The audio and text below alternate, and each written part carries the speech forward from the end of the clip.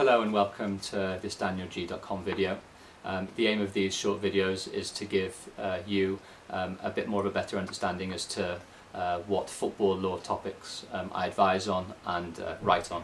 So this discussion or this video will briefly talk about Premier League broadcasting rights. So the first point worth mentioning is, at least I'll be talking primarily about the Premier League broadcasting rights for the UK.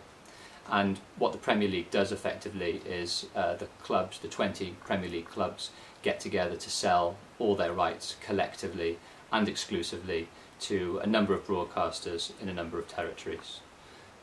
As a result of that, from a competition law perspective anyway, competition regulators like the European Commission in the last decade or so have investigated into these practices for potential anti-competitive behaviour.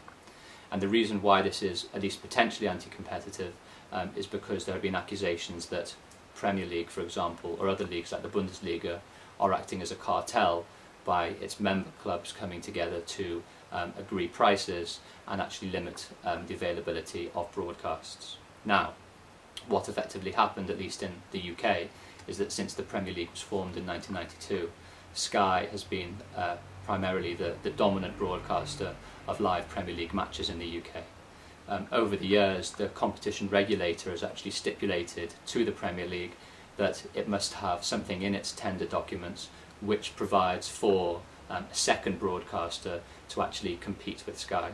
So in the Premier League in the UK, for example, we have had in the past Setanta, we have had ESPN, and now more recently the most recent tender broadcast has been won by BT as well as Sky.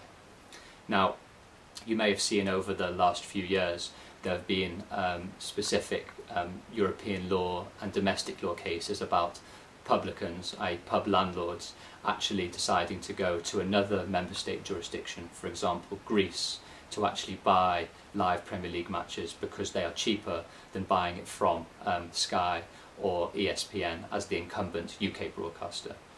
What's effectively happened in those cases is that Sky and ESPN and the Premier League haven't been happy that the publican isn't using the domestic card and is going abroad. Now, these cases effectively came to a head quite recently, where my understanding of the case is at least that because the Premier League has certain copyrighted materials in the broadcast, it will be very difficult for the publican to broadcast matches that have been subscribed to from a foreign channel. And that effectively enables the domestic broadcasters to keep the value of their product and for subscribers to only subscribe to the domestic deal. Now, as a last point, you may have seen recently that Sky and BT have won the next auction for live Premier League matches in the UK for the 13 to 16 seasons. That is a monumental tender, simply for no other reason that there has been a 70% increase on the price that has been paid to the Premier League for those rights. That package, at least for the live Premier League rights for the UK, is now at £3 billion. Before and previously it was around £1.7 billion. In terms of at least raw calculations, it means from the 13-14 season, the winners of the Premier League will probably, so long as the foreign deal is actually similar to the amounts that the domestic UK deal has risen, will probably be upwards of around £100 million.